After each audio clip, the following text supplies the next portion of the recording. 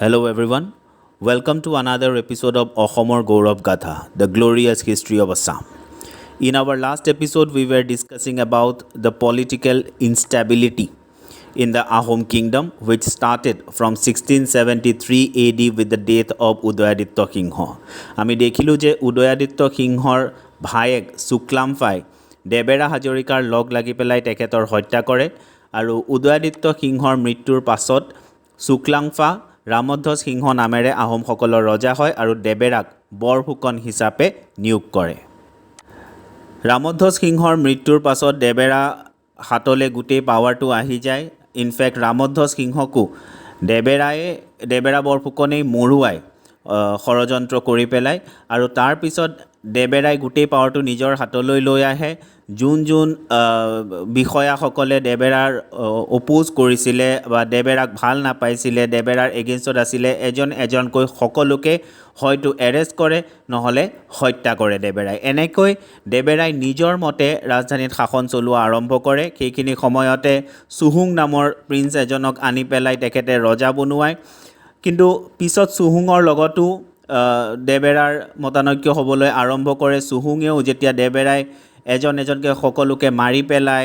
চবৰে এগেইনষ্টত কনস্পিৰেচি কৰা আৰম্ভ কৰে, চুহুঙেও তেতিয়া দেবেৰাৰ পৰা হাত সৰাৰ উপায় বিচাৰি ফুৰে। কিন্তু আল্টিমেটলি দেবেৰাৰ একো নহয়। Suhung he himself got assassinated after a short reign of 21 days only. 21 দিন মাত্ৰ শাসন কৰিব পায় চুহুঙে, তাৰপিছত চুহুঙকো মাৰি পেলোৱা হয়। চুহুঙৰ পিছত দেবেৰাই গোবৰ বুলি এজনক আনি পেলাই ৰজা বনায়। এইখিনি সময়তে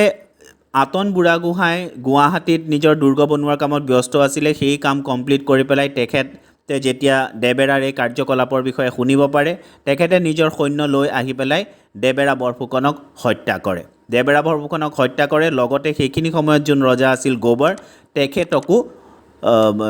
হত্যা কৰা হয়। ৰাইট, গতিকে গোবাৰেও মাত্ৰ 24 দিনহে শাসন কৰিবলৈ পায়। গোবাৰক হত্যা কৰাৰ পিছত আতন বুঢ়াগোহাঁয়ে চুজিংফা নামৰ এজনক ৰজা বনায়। সেইখিনি সময়ত গোবাৰৰ পিছত চুজিংফা ৰজা হয়। কিন্তু পিছত চুজিংফা আৰু আতন বুঢ়াগোহাঁইৰ ছাপৰ্টাৰসকল ভাগ হৈ যায় আৰু আহোম কোৰ্টত দুটা গ্ৰুপৰ সৃষ্টি হয়। চুজিংফা আৰু আতন বুঢ়াগোহাঁইৰ মাজৰ এই যোনটো কনফ্লিক্ট ষ্টাৰ্ট হয়, তাৰ ফলত আল্টিমেটলি চুজিংফায়ো নিজৰ প্ৰাণ হেৰুৱাবলগীয়া হয়। চুজিংফাৰ হত্যাৰ পিছত আতন বুঢ়াগোহাঁয়ে চুদৈফাক আহোমসকলৰ ৰজা বনোৱায়। কিন্তু সেইখিনি সময়তো আতন বুঢ়াগোহাঁয়ে তেওঁলোকৰ ডি ফেক্ট' ৰুলাৰ আছিলে। প্ৰেক্টিকেলি আতন বুঢ়াগোহাঁয়ে গোটেই শাসনভাৰ চম্ভালি আছিলে। ৰাইট, চুদৈফা মাত্ৰ নামত ৰজা আছিলে। This de facto' rule of Atan Buragohain was ended by Lalo Khula Borphukon, who came from Guwahati with his own army, attacked Aton Buঢ়াগোহাঁই, arrested him, and subsequently Lalo Khula Borphukon put Aton Buঢ়াগোহাঁই to death. তেনেকৈ আতন বুঢ়াগোহাঁইক পাৱাৰৰ পৰা গুচাই পেলাই এতিয়া লালো খোলা বৰফুকন পাৱাৰত আহি যায়। And in his expedition against Aton Buঢ়াগোহাঁই, Lalo Khula Borphukon was helped by the Mughals. লালো খোলা বৰফুকনে মোগলসকলৰ পৰা সহায় বিচাৰে আৰু কয় যে মোগলসকলে যদি তেওঁক সহায় কৰে তেতিয়া লালো খোলা বৰফুকনে গুৱাহাটী মোগলসকলক চাৰেণ্ডাৰ কৰি দিব।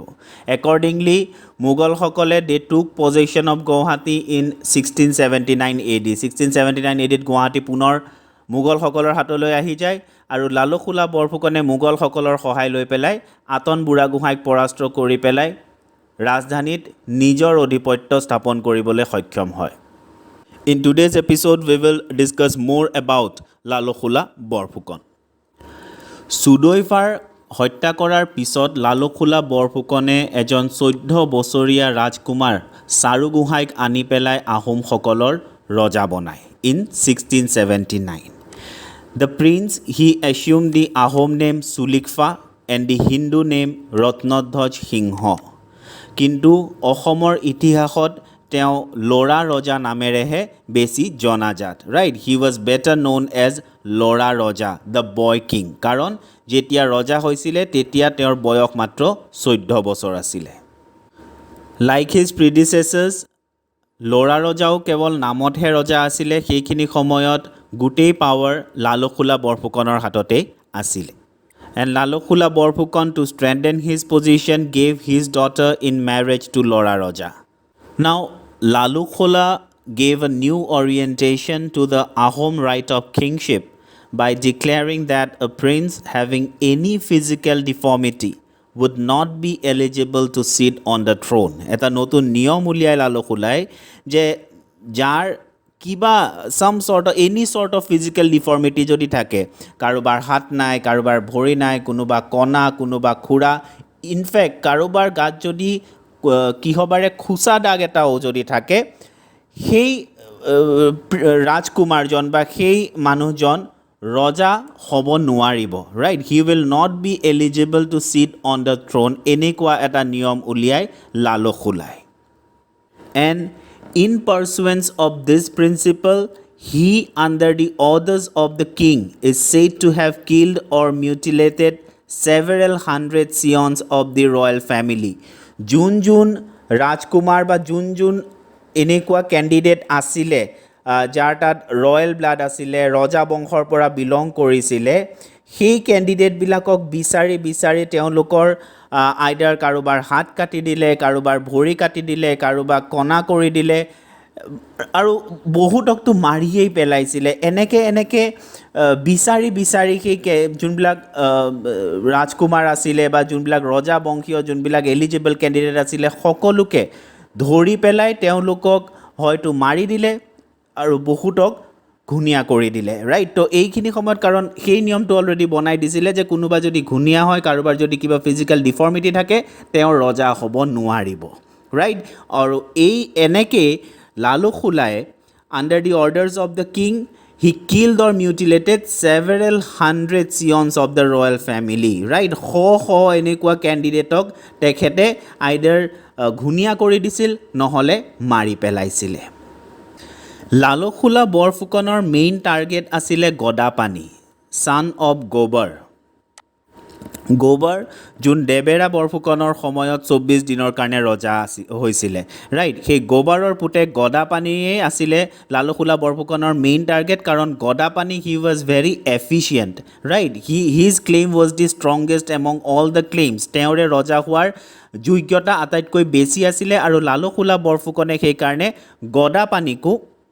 ঘূণীয়া কৰিবলৈ অথবা হত্যা কৰিবলৈ বিচাৰি ফুৰিছিলে, ৰাইট? চ' গদাপাণি আৰু Gobar they belong to the Tungkhungia royal family.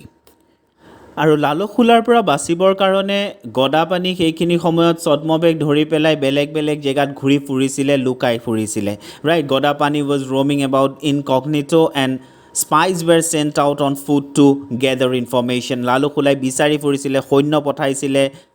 স্পাইজ পঠাইছিলে গদাপাণিৰ খোজ ল'বৰ কাৰণে। গদাপাণিক গোটেই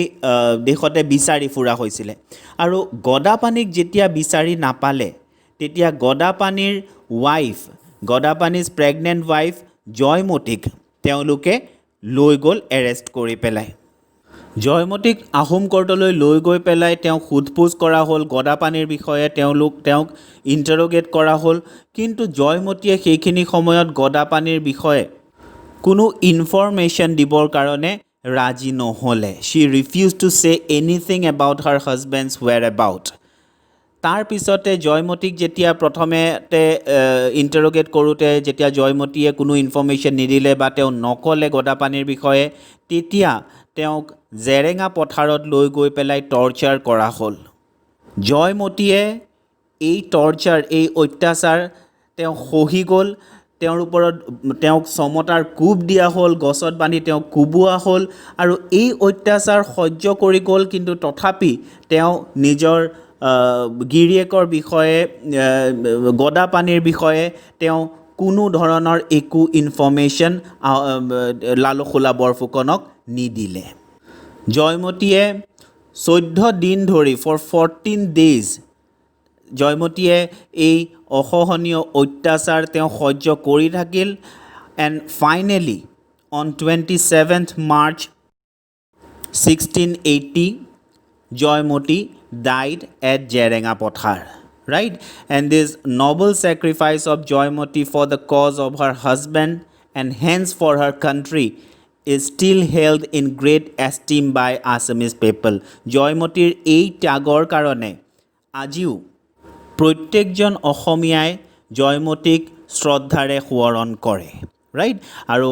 জয়মতীৰ এই বলিদানটো to commemorate the sacrifice of Joymoti 27 March এই দিনটোক জয়মতী দিৱস হিচাপে জয়মতী ডে হিচাপে অসমত উদযাপন কৰা হয় ৰাইট তো 27 March is observed as Joymoti day in Assam ইয়াৰ পিছত লালুকসোলা বৰফুকনৰো তেওঁৰো এই কাৰ্যকলাপ আৰু বেছিদিন চলিব নোৱাৰিলে in the main time the chief nobles and officers they also became agitated with the activities of the Borfukon right baki bikhoya সকলো লালুকসোলাৰ এগেইনষ্টত হৈ গৈছিলে তেওঁৰ কাৰ্যকলাপ দেখি পেলাই and therefore these nobles had Lalukshola killed in 1680 Lalukshola বৰফুকনৰ হত্যা কৰা হয় in 1680 itself তাৰ পিছত নবলসকলে এখন মিটিং পাতিলে কলিয়াবৰত তেওঁলোকে ডিসকাস কৰিলে যে এতিয়া কোন ক্যান্ডিডেট আছে ৰজাবংশীয় কোন ৰাজকুমাৰ আছে যাক ৰজা পাতিব পৰা যায় আৰু সেইখিনি সময়ত তেওঁলোকে গদাপানীৰ কথা তেওঁলোকে গম পালে আৰু finally they decided to declare Gadapani as their king তাৰ পিছত Gadapani was declared as a king in 1681 গদাপানীয়ে সেইখিনি সময়ত লালুকসোলা বৰফুকনৰ মৃত্যুৰ পাছত তেখেতেও নিজৰ আৰ্মি নিজৰ সৈন্য সামন্ত গোটাই পেলাই he marched towards the capital with an army and then he overthrew লৰা ৰজাক হৰুৱাই পেলাই গদাপানী তাৰ পিছত ৰজা হয় with the name গদাধৰ সিংহ আৰু গদাপানী বা গদাধৰ সিংহ 1681ত ৰজা হোৱাৰ লগে লগে এই এটা যে পলিটিক্যাল ইনষ্টেবিলিটিৰ এটা পিৰিয়ড চলি আছিলে সেই পলিটিক্যাল ইনষ্টেবিলিটিটোৰ অন্ত পৰে গদাধৰ সিংহই পুনৰ নিজৰ সাম্ৰাজ্য বা আহোম কিংডমটো কনসলিডেট কৰিবৰ কাৰণে বা নিজৰ অধিপত্য স্থাপন কৰিবৰ কাৰণে ৰজাৰ সেই হেৰুৱা গ্লোৰিটো ঘূৰাই আনিবৰ কাৰণে সক্ষম হয় ৰাইট যোনটো পলিটিক্যাল ইনষ্টেবিলিটি চলি আছিলে সেইটো গদাধৰ সিংহ ৰজা হোৱাৰ পিছত তাৰ অন্ত পৰে So Godadhar Singha he usurped the throne in 1681 and he ruled till 1696 ইয়াৰ আগলৈকে আমি দেখিছিলোঁ যে বহুত কেইজন ৰজাই ৰুল কৰে বহুত কম পিৰিয়ডৰ কাৰণে গদাধৰ সিংহ ৰজা হোৱাৰ পিছত আকৌ এটা দীঘলীয়া সময় গদাধৰ সিংহ ৰজা হৈ থাকে আৰু ৰজা হোৱাৰ পিছতে গদাধৰ সিংহৰ প্ৰথম কাম আছিলে মুগলসকলৰ হাতৰ পৰা গুৱাহাটী পুনৰুদ্ধাৰ কৰা ৰাইট আমি অলৰেডি দেখিলোঁ যে লালুকসোলা বৰফুকনে মুগলসকলক গুৱাহাটী এৰি দিছিলে গতিকে এতিয়া গুৱাহাটী পুনৰ কেপচাৰ কৰিবৰ কাৰণে Gadadhar Singha he sent a large army right আৰু তাৰ পিছতে সেইখিনি সময়ত ইটাখুলিৰ ৰণ হয় in 1682 the last series of battles between the Assamese and the Mughals took place at Itakhuli Sukleswar temple যোনটো আছে গুৱাহাটীত তাৰ ওচৰতে ৰাইট তো ইটাখুলিৰ ৰণত মুগলসকলক পুনৰ আহোমসকলে পৰাস্ত্ৰ কৰে and Mughals they were forced to surrender Guwahati তাৰ পিছত মুগলসকলক হৰুৱাই পেলাই পুনৰ মানস নদীলৈকে আহোম সাম্ৰাজ্যৰ সীমা এক্সপান্ড কৰা হয় So Mughals were defeated and the river Manas remained the boundary between the Mughal India and the Ahom right গতিকে এই ইটাখুলিৰ ৰণে এইখনে মুগল আৰু আহোমসকলৰ মাজৰ শেষ যুদ্ধ য'ত মুগলসকলক পৰাস্ত্ৰ কৰি পেলাই the river Manas was marked as the boundary between the Mughals and the Ahoms এতিয়া গদাধৰ সিংহৰ সময়ত যদি আমি পাব্লিক ৱৰ্কছৰ কথা কওঁ he had a number of roads and bridges constructed and several tanks were excavated during his rule and Godadhar Singha he was the first to introduce the system of survey and measurement of land right তেখেতে land measurement or এই প্ৰক্ৰিয়াটো আৰম্ভ কৰে যদিও হেতু তেখেতৰ শাসনকালত complete নহয় তেখেতৰ পুতেকে এটো কন্টিনিউ কৰে but he was the first one to introduce the system of this survey and measurement of land now though formally not a Shaktist Godadhar Singha greatly patronized Shakta Hinduism The temple of Umananda on the Peacock Island was built under his auspices. Right? So tekhet nije Shakta dharma tekhete follow kora nasile kintu he was a great patron of this Shakta শাক্ত Hinduism মানে তেখেতে support কৰিছিলে এইটোক এতিয়া শাক্ত ধৰ্মী বা শক্তি পূজা যোনটো কোৱা হয় সেই মানে শাক্ত হিন্দুইজিম মানে য'ত শক্তি পূজা কৰা হয় ৰাইট আমি যেনেকৈ কামাখ্যা পূজা হয় কালী পূজা হয় ৰাইট য'ত ছেক্ৰিফাইচ কৰা হয় বহুত বলি প্ৰথাৰ য'ত প্ৰচলন আছে সেইটো হ'ল শাক্ত ধৰ্ম ৰাইট তো এই শক্তি কাল্ট বুলি যোনটো কোৱা হয় শাক্ত হিন্দুইজিম বুলি যোনটো কোৱা হয় এইটোক ছাপোৰ্ট কৰিছিলে গদাধৰ সিংহই আৰু তেখেতেই পিকক আইলেণ্ডত এই উমানন্দ টেম্পলটো নিৰ্মাণ কৰি উলিয়ায় ন গদাধৰ সিংহই এই যে শাক্ত ধৰ্মটো বা এই শাক্ত হিন্দুইজিম যোনটোক কয় এইটোক ছাপোৰ্ট কৰাৰ আৰু এটা কাৰণ আছিলে যে সেইখিনি সময়ত বৈষ্ণৱ ধৰ্মী সত্ৰবিলাক বহুত পাৱাৰত আহি আছিলে আৰু এই যে গ্ৰ'য়িং ইনফ্লুৱেঞ্চ অফ দিছ বৈষ্ণৱ সত্ৰজ যোনটো তেওঁলোকৰ ইনফ্লুৱেঞ্চ বাঢ়ি বাঢ়ি গৈ আছিলে ছ'চাইটিত আহোম কিংডমক সেইটোক বাধা দিব বিচাৰিছিলে গদাধৰ সিংহই এজ ইউ নো কে এই যোনবিলাক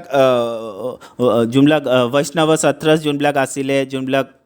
বৈষ্ণৱজ আছিলে তেওঁলোকে এই শাক্ত ধৰ্মটোৰ এগেইনষ্টত আছিলে তেখেতসকলে কোনো ধৰণৰ এই বলি প্ৰথা তেওঁলোকে বিশ্বাস নকৰিছিলে ৰাইট আৰু সেইখিনি সময়ত এই বৈষ্ণৱ সত্ৰবিলাক বহুত পাৱাৰত আহিছিলে let us have a look at the growing influence of the বৈষ্ণৱ সত্ৰজ কেনেকৈ তেওঁলোক পাৱাৰত আহিবলৈ ধৰিছিলে আৰু কিমান পাৱাৰফুল তেওঁলোক সেইখিনি সময়ত লাহে লাহে হ'বলৈ ধৰিছিলে চ' সত্ৰজ were under the royal patronage since the days of Jayadhwaj Singha right ৰজাসকলে জয়ধ্বজ সিংহৰ সময়ৰ পৰাই ৰজাসকলে বা ৰয়েল ফেমিলিজবিলাকে এই সত্ৰবিলাকক ছাপোৰ্ট কৰা আৰম্ভ কৰিছিলে These Satras had vast extent of land and they enjoyed the service of several hundreds of pikes. In fact, pikesবিলাকৰ ছাৰ্ভিচো তেওঁলোকে এনজয় কৰি আছিলে বহুত পাইকছে সত্ৰবিলাকৰ হৈও কাম কৰিছিলে ৰাইট কাৰণ তেওঁলোকে এটা ৰয়েল পেট্ৰনেজ তেওঁলোকে সেইখিনি সময়ত এনজয় কৰি আছিলে Jayadhwaj Singha granted celibate disciples exemption from personal labour to the state যোনবিলাক চেলিবেট ডিচাইপল যোনবিলাক ভক্ত যোনবিলাকে বিয়া নাপাতে কেৱলীয়া ভকত বুলি যাক কোৱা হয় এই কেৱলীয়া ভকতবিলাকে এতিয়া জয়ধ্বজ সিংহই ক'লে যে যোনবিলাক কেৱলীয়া ভকত আছে তেওঁলোকে ষ্টেটক কোনো ছাৰ্ভিচ প্ৰভাইড কৰিব নালাগে তো ইন আদাৰ ৱৰ্ডছ তেওঁলোক এই পাইক ছিষ্টেমটোৰ আণ্ডাৰত নপৰিব ৰাইট তো পাইক ছিষ্টেমৰ মতে কেনেকুৱা আছিলে 15 পৰা 50 বয়সৰ ভিতৰত যিমান মেল মেম্বাৰ্ছ আছে ছ'চাইটিৰ চবেই ছাৰ্ভিচ প্ৰভাইড কৰিব লাগিব ষ্টেটক কিন্তু জয়ধ্বজ সিংহই এনেকুৱা এটা নিয়ম উলিয়াই দিলে যে সত্ৰৰ যোনবিলাক কেৱলীয়া ভকত আছে the celibate disciples they were exempted from this personal labour to the state তো লাহে লাহে কামৰ পৰা বাচিবলৈ বহুত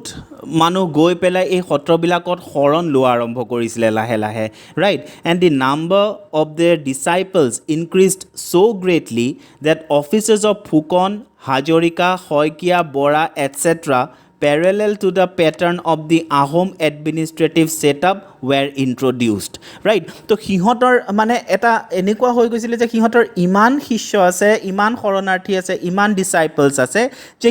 সেই সত্ৰবিলাকতো যেনেকুৱা আহোম কিংডমত ফুকন হাজৰিকা শইকীয়া বৰা এনেকুৱা পোষ্ট আছিলে সত্ৰবিলাকৰ ভিতৰতো তেনেকুৱা কিছুমান পদ আছিলে ৰাইট গতিকে এটা পেৰেলেল এটা ষ্টেট উইদিন আ ষ্টেট ছিষ্টেমৰ নিচিনা হৈ গৈছিলে তো আহোম কিংডমৰ ভিতৰতে